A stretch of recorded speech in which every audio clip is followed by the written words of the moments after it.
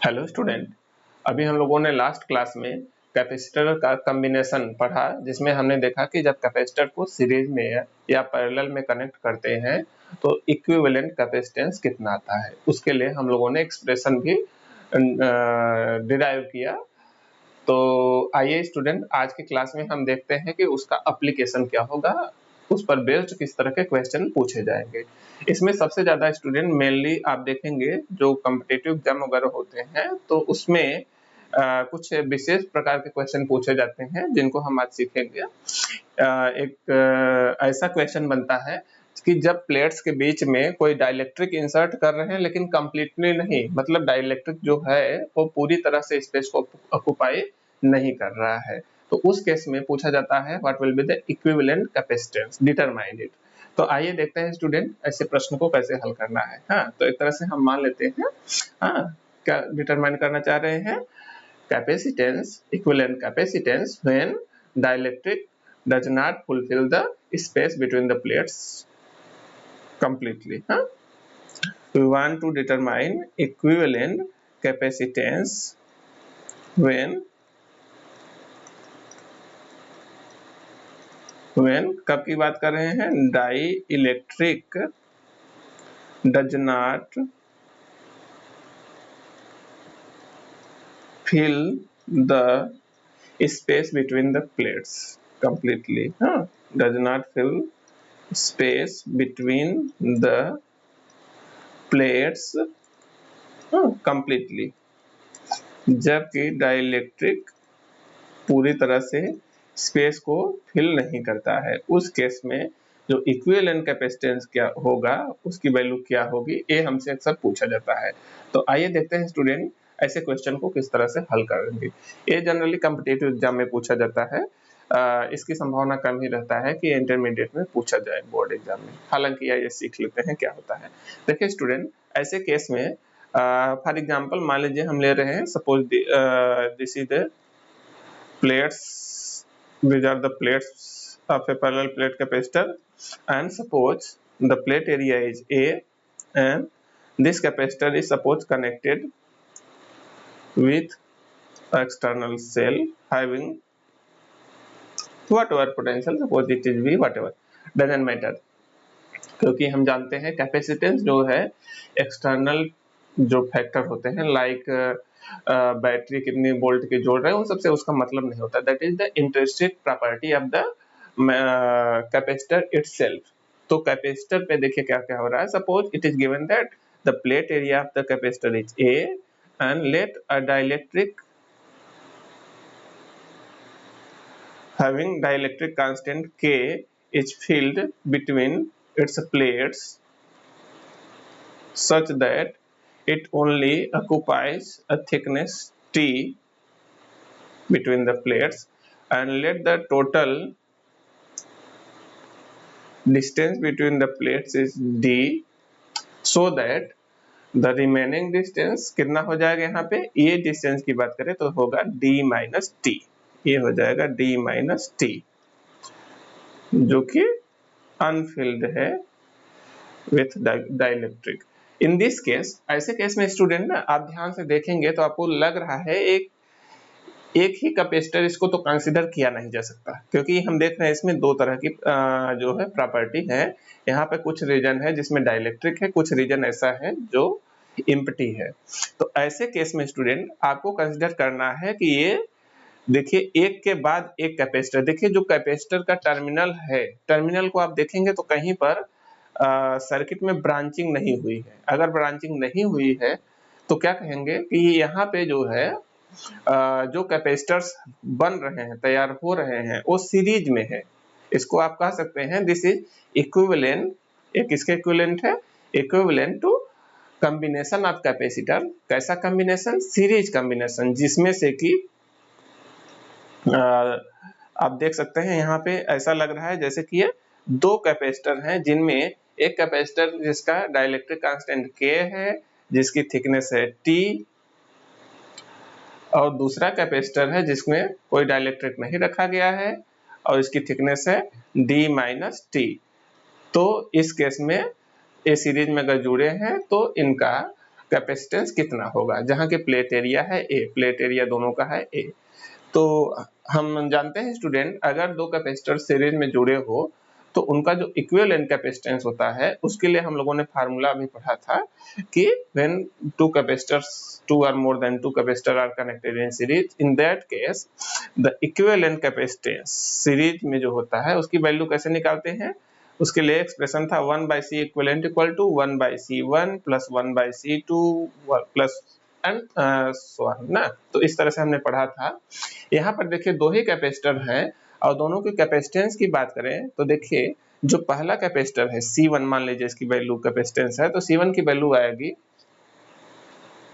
हम जानते हैं अगर प्लेट के बीच में डाइलेक्ट्रिक, जिसका डाइलेक्ट्रिक कांस्टेंट K है, इंसर्ट किया जाए तो कैपेसिटेंस C टाइम मल्टीप्लाई हो जाता है। वैसे तो इसका होना चाहिए था epsilon not A by T, लेकिन K डाइलेक्ट्रिक कांस्टेंट है तो K से मल्टीप्लाई हो जाएगा। ऐसे ही जो दूसरा कैपेसिटर है, मान लीजिए इसका कैपेसिटेंस C2 हो रहा है तो इसकी वैल्यू क्या आएगी epsilon not A by thickness between, मतलब उनके बीच की डिस्टेंस। तो यहाँ पर है D minus T।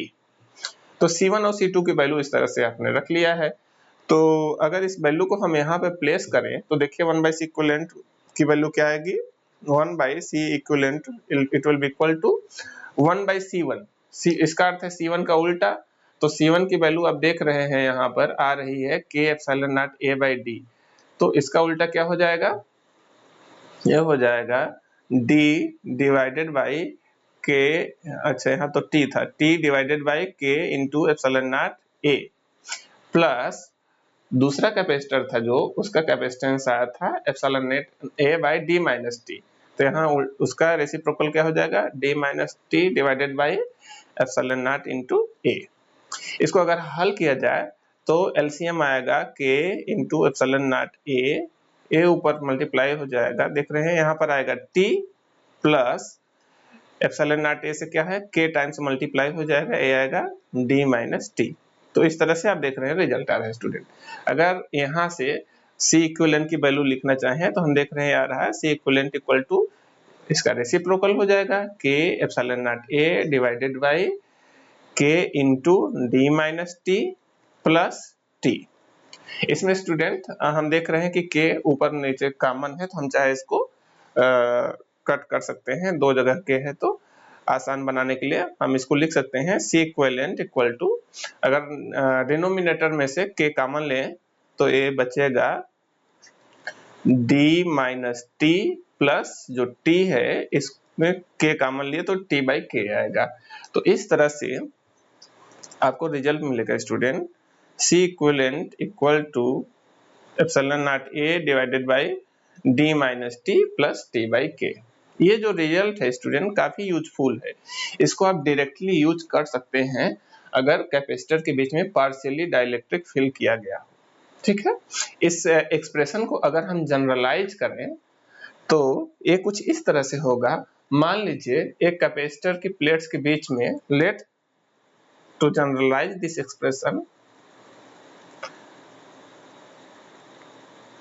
to generalize this expression we can write this as, suppose मान लीजिए दो कैपेसिटर, एक कैपेसिटर की दोनों प्लेट्स के बीच में मान लीजिए ढेर सारे डाइलेक्ट्रिक जिनका थिकनेस है T1, T2, T3 and so on, and let their dielectric constant are K1, K2 and K3 so on are placed between the plates, separation of which is D.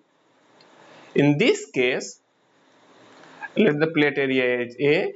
In this case, the net capacitance or you can say equivalent capacitance कितना हो जाएगा, तो उसी तरह से जैसे हम लोगों ने देखा ऊपर स्टूडेंट, वैसे ही यहाँ पर रिजल्ट आप डायरेक्ट लिख सकते हैं epsilon not A divided by D minus T1 plus T1 by K आएगा K1, ऐसे ही माइनस T2 भी रहेगा तो यहाँ पे प्लस T2 बाई K2। तो जो जो आएगा इसी तरह से आप ऐड करते चले जाओगे, माइनस T अगर तीसरा भी डाइलेक्ट्रिक है तो minus T3 plus T3 by K3 and so on, इस तरह से आप जो है करते चले जाएंगे, आपको जनरल एक्सप्रेशन इस तरह से मिल जाएगा। आप जो है कितने भी नंबर ऑफ डाइलेक्ट्रिक वहां पे जुड़े हो, आप सबके लिए इस तरह से डिटरमाइन कर सकते हैं। ठीक है, इसमें और केस क्या बन सकता है, आइए थोड़ा सा चर्चा कर ले रहे हैं। जैसे ये भी हो सकता है आपसे कहे कि प्लेट्स जो है इस तरह से है और जो डाइलेक्ट्रिक हम इंसर्ट कर रहे हैं वो इस तरह से है, मतलब इसके कुछ पोर्शन में मान लीजिए आपकी देखिए यहाँ पर क्या डिवाइड हो रहा है, इनकी थिकनेस जो है अभी भी उतनी ही है, थिकनेस में आपकी चेंज नहीं हुआ है, आपकी जो चेंज हुआ है वो एरिया में चेंज हुआ है। आप देख रहे हैं मान लीजिए इधर का एरिया बचा A1, इधर का एरिया बचा A2, तो आपकी जो दोनों कैपेसिटर, एक कैपेसिटर ये ऊपर वाला हुआ और दूसरा कैपेसिटर नीचे वाला, तो इनका जो कैपेसिटेंस है आपके स्टूडेंट, आप देख रहे हैं कैपेसिटर ऐसा लग रहा है जैसे कि पैरेलल में जुड़े हों, तो इस केस में ये पैरेलल वाला फार्मूला यूज होगा यहाँ पे, क्योंकि ये माना जाएगा, ये देखिए साइड बाय साइड जुड़े हुए हैं।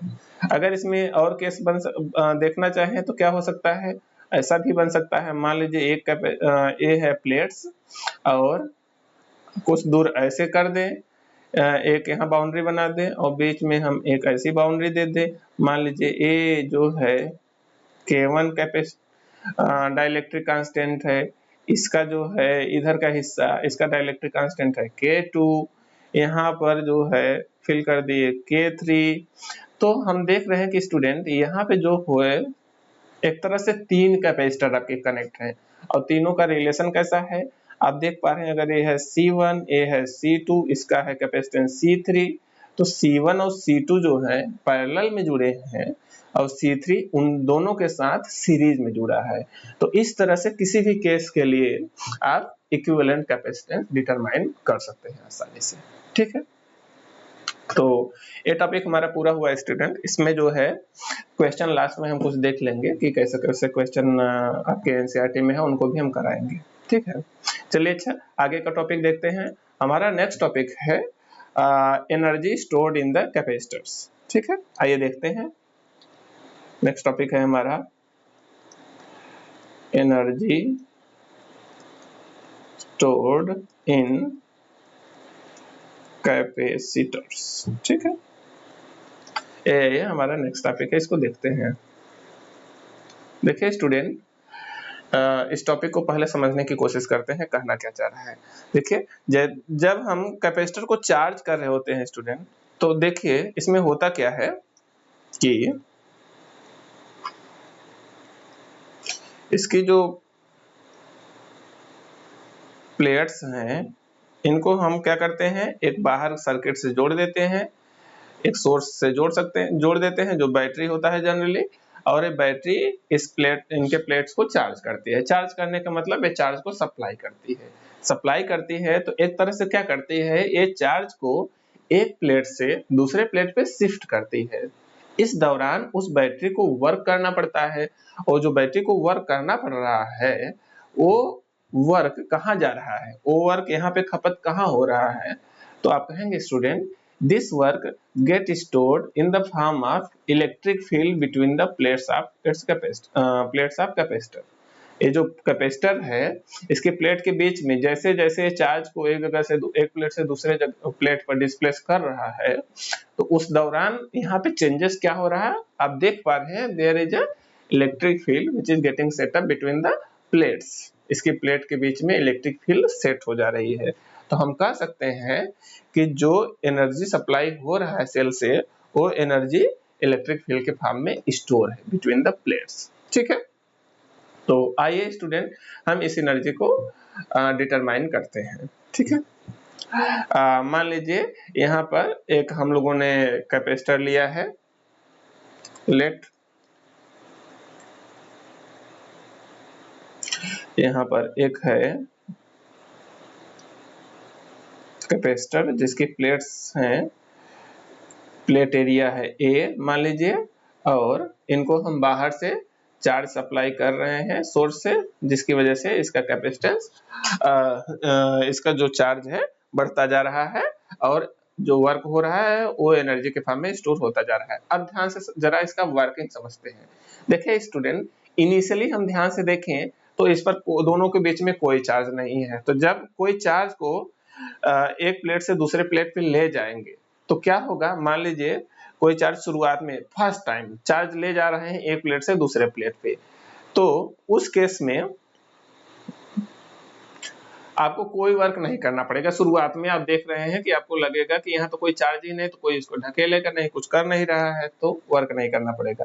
हालांकि जैसे ही ये चार्ज इस प्लेट को छोड़ेगा, वैसे ही इस प्लेट पे, जैसे मान लीजिए इलेक्ट्रॉन इस प्लेट से बाहर निकला, तो क्या होगा, ये प्लेट पॉजिटिवली चार्ज हो जाएगी, तुरंत इलेक्ट्रॉन को अट्रैक्ट करना शुरू कर देगी। तो जैसे जैसे इस चार्ज को आप ले जाएंगे दूर, वैसे वैसे उस अट्रैक्शन फोर्स के अगेंस्ट में आपको वर्क करना पड़ेगा। तो जो है वही वर्क उस पे यहाँ पे स्टोर हो जा रहा है। आप ध्यान से समझिए, मान लीजिए कुछ समय में यहाँ से इलेक्ट्रॉन, या चलिए पॉजिटिव चार्ज हम मान लीजिए ले जा रहे हैं, आप कुछ भी समझ सकते हैं, कोई भी केस ले सकते हैं। मान लीजिए हम इलेक्ट्रॉन को ट्रांसफर कर सकते हैं। Let electron is getting transfer from plate 1 to plate 2, एक प्लेट से दूसरे प्लेट पे ट्रांसफर कर रहे हैं इलेक्ट्रॉन को। तो देखिए क्या होगा कि धीरे धीरे इस पर जो प्लेट 1 है इस पर पॉजिटिव चार्ज आता जाएगा, और जो प्लेट 2 है उस पर कैसा चार्ज आता जाएगा, नेगेटिव, क्योंकि यहाँ पे एक्सेस ऑफ इलेक्ट्रॉन होता जा रहा है। तो एक इलेक्ट्रॉन को शुरू में ले जाएंगे तो हम देख रहे हैं जैसे ही प्लेट 1 को छोड़ेगा इलेक्ट्रॉन, वैसे ही वो खींचने लगेगा, जिसकी वजह से वर्क करना पड़ेगा। फिर उसके बाद जब दूसरा चार्ज फिर से लाएंगे, समझिएगा, अब जो है यहाँ पर पहले से इलेक्ट्रिक फील्ड है, उस फील्ड के अगेंस्ट में, अब देखिए ये पॉजिटिव वाला जब इलेक्ट्रॉन को ले जाना चाहेंगे तो ये पॉजिटिव प्लेट इलेक्ट्रॉन को खींचेगा, ये नेगेटिव पुश करेगा। या तो हम ऐसे कह सकते हैं कि अब अगर ये प्लेट चार्ज हो गया है, then there is a electric field which have been set up from positive to negative plate. तो क्या होगा, ये इलेक्ट्रॉन को इस डायरेक्शन में ले जाने से रोकेगा, it will oppose the motion of electron और transfer electron because of electrostatic force, क्योंकि इलेक्ट्रॉन पे इलेक्ट्रिक फील्ड के अपोजिट में फोर्स लगेगा। तो इसका अर्थ ये हुआ कि हमें वर्क करना पड़ेगा, और जो वर्क करना पड़ेगा वही इसमें एनर्जी के फॉर्म में स्टोर हो जाता है। ठीक है, और अब हमें हमारा उद्देश्य क्या है कि इसकी एनर्जी डिटरमाइन करना, कि जब प्लेट्स चार्ज हो गई हैं तो स्टोर्ड एनर्जी कितनी है, उसमें कितनी एनर्जी स्टोर हुई है।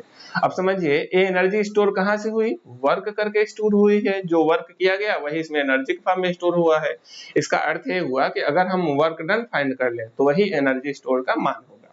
ठीक है, तो वर्क डन के लिए स्टूडेंट हम जानते हैं expression for work is given by force into displacement in the direction of applied force. Force into होता है डिस्प्लेसमेंट।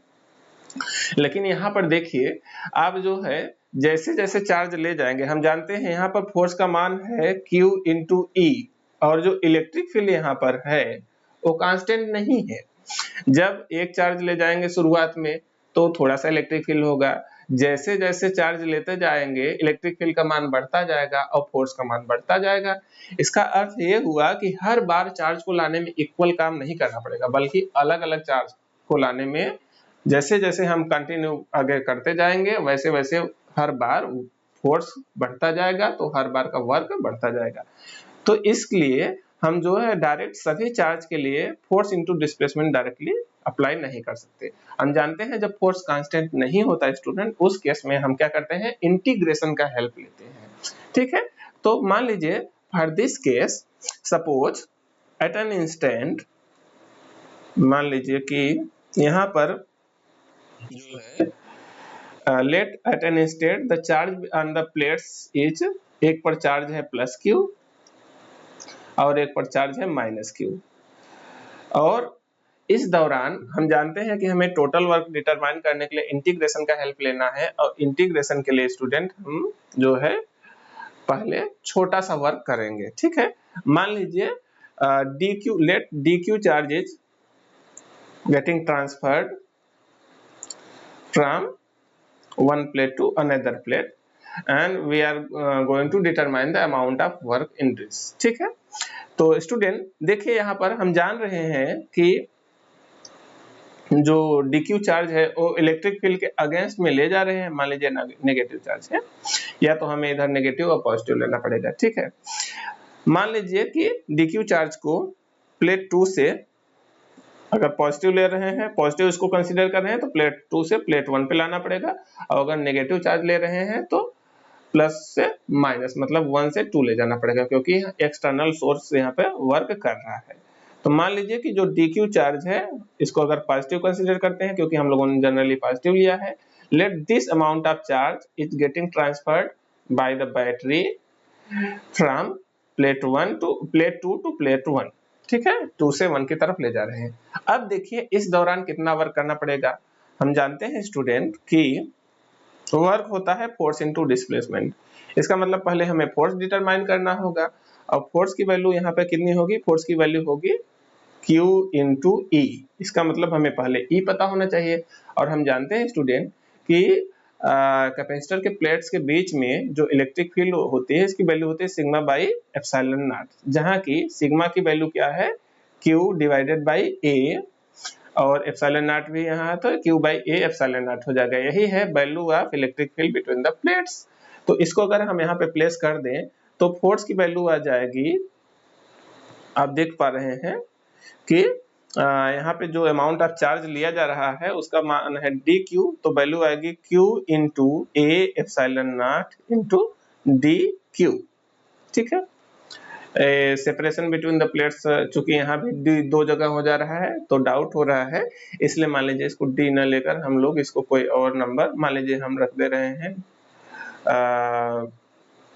L रख दे रहे हैं अभी, ठीक है, बाद में इसको लास्ट आंसर में D रख लेंगे, ठीक है, डिपेंड्स ऑन यू, जैसा आप चाहें। चलिए अच्छा L रख ले रहे हैं अभी। अब समझिए स्टूडेंट, यहाँ पर हम देख रहे हैं फोर्स का मान इतना लग रहा है, तो वर्क डन जो करना पड़ेगा छोटा सा अमाउंट DQ चार्ज को ले जाने में, अमाउंट ऑफ वर्क डन की वैल्यू कितनी होगी, वर्क डन होगा DW, इसकी वैल्यू होगी F into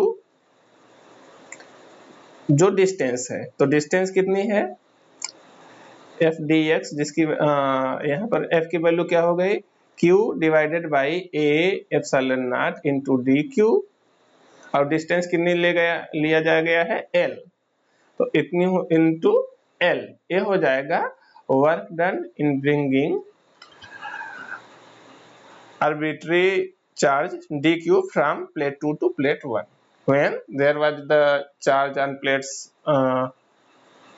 plus Q and minus Q, ठीक है।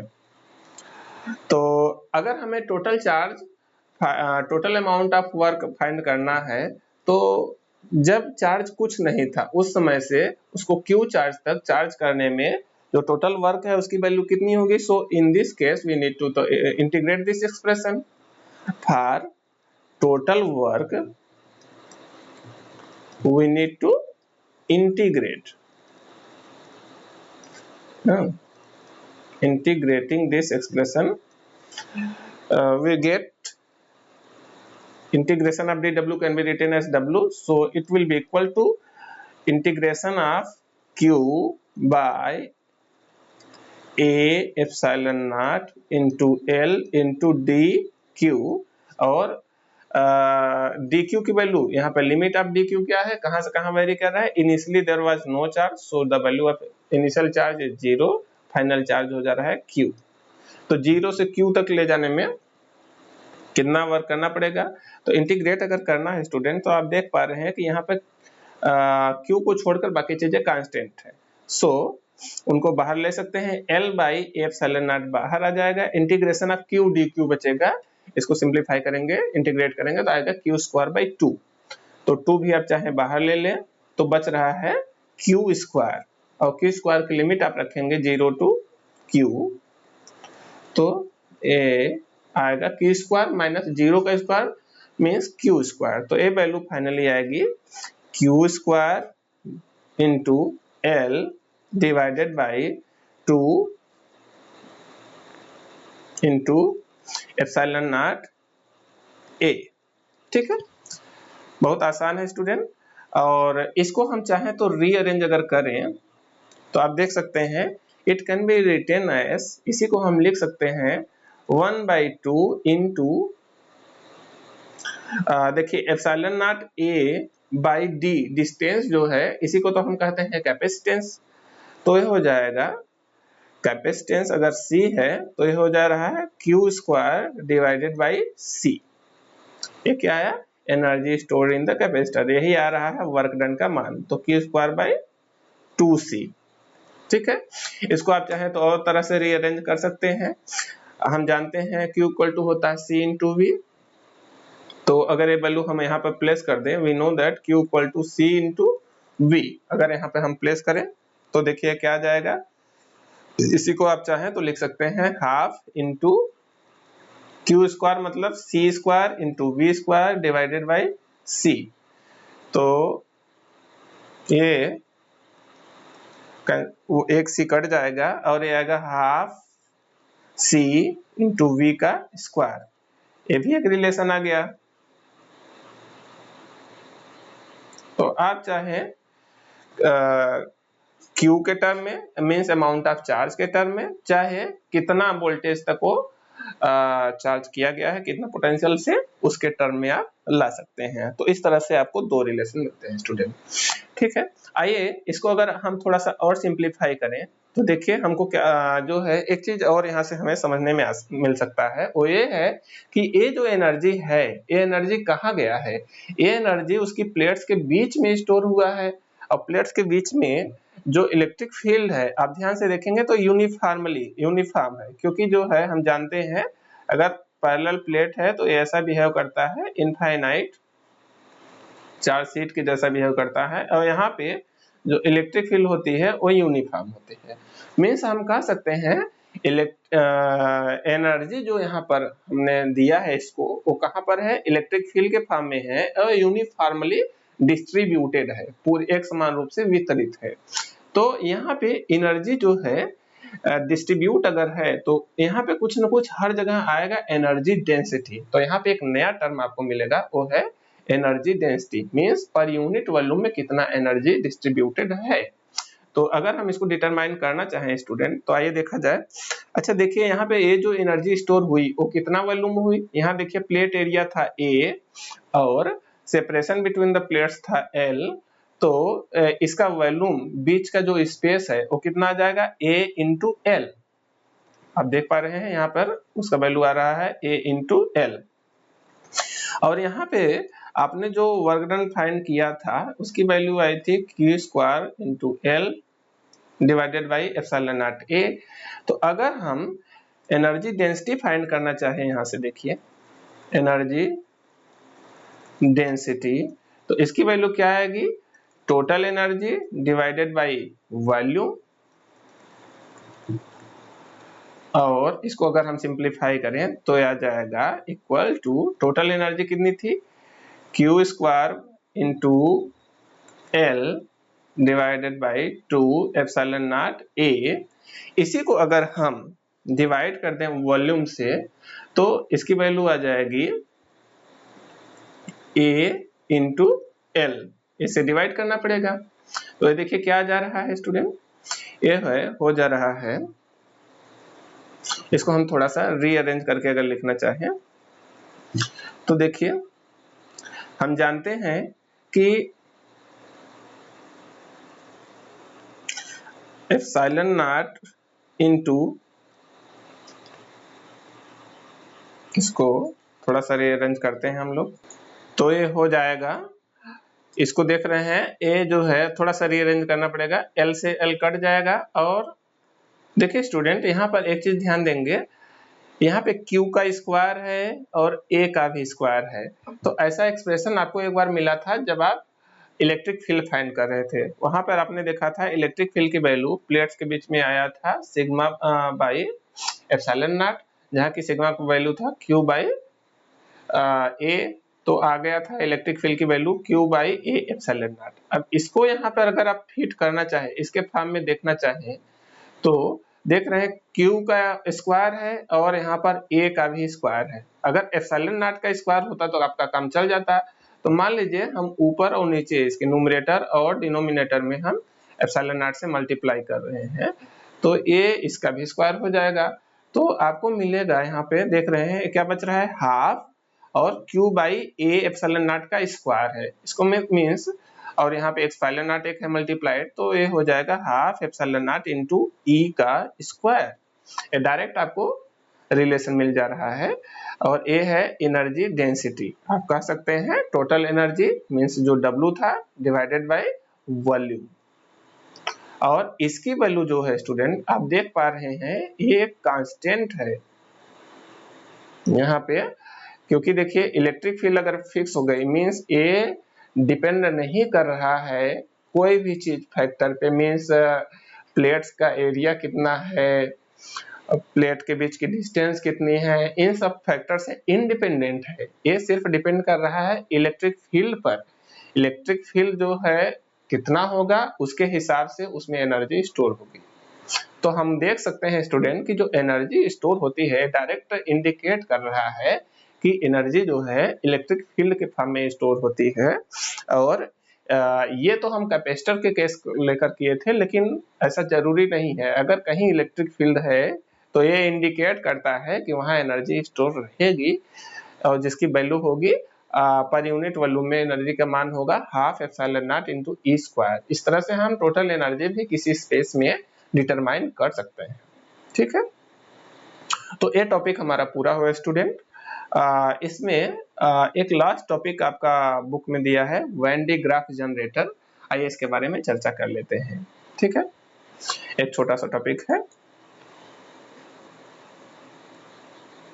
Van D graph generator.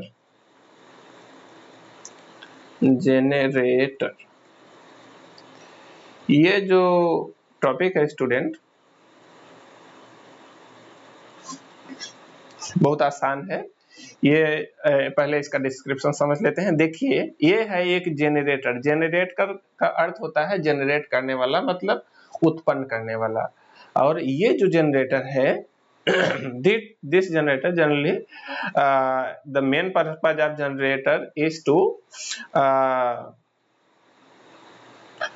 you can say produce very high potential by storing charge on a conductor। देखिए student, हम लोगों ने इससे पहले अभी पढ़ा था कैपेसिटर वाले में टॉपिक में ही कि जो अगर किसी कंडेंसर कैपेसिटर को या कहें किसी कंडक्टर को मटेरियल को चार्ज देते जाएं तो उसका पोटेंशियल इंक्रीज होता जाता है। तो इसी पर ये बेस्ड है। और इसका वर्किंग आइए थोड़ा सा समझ लेते हैं कैसे होता है। थोड़ा सा जो है चित्र देख लीजिए पहले आप, आपके बुक में जो है इस तरह से इसका चित्र दिया हुआ है। इसमें हमें मुख्यतः पता होना चाहिए इसका वर्किंग, इसका स्ट्रक्चर और इसका फंक्शन किस सिद्धांत पे काम करता है ना, प्रिंसिपल, वर्किंग। तो इसमें स्टूडेंट ये इस तरह का एक मेटालिक बॉल होती है, देख पा रहे हैं आप यहाँ पर, ये एक मेटालिक स्फीयर होता है जो यहाँ एक स्टैंड के सहारे कुछ हाइट पे रहता है। और इसके इंटरनल स्ट्रक्चर की बात करें तो आप देखेंगे इस मेटालिक स्ट्रक्चर के अंदर जो है एक पुली होती है और इस पर एक बेल्ट चलता है। एक बेल्ट जो है रबर का बेल्ट रहता है, इंसुलेटिंग जो है बेल्ट रहता है। ये इसका काम होता है कैरी एंड डिलीवर चार्ज। ये चार्ज को यहाँ नीचे देखिए, नीचे एक मेटल ब्रश होता है जो कि गैसेस को आयोनाइज करके चार्ज को इस बेल्ट पे एक तरह से कहें स्प्रेड करता है, सप्लाई करता है। और ये बेल्ट रोटेट करते हुए इस चार्ज को, चूंकि ये इंसुलेटर है तो चार्ज इस पर से चल नहीं सकता, तो बेल्ट के साथ साथ चार्ज चलता जाता है।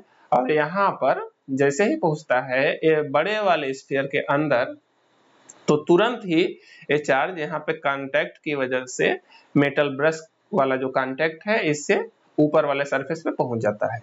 क्यों पहुंच जाता है आइए थोड़ा सा समझ लेते हैं। देखिए स्टूडेंट, हम लोगों ने अभी चर्चा किया था कि अगर कोई स्फेरिकल, मान लीजिए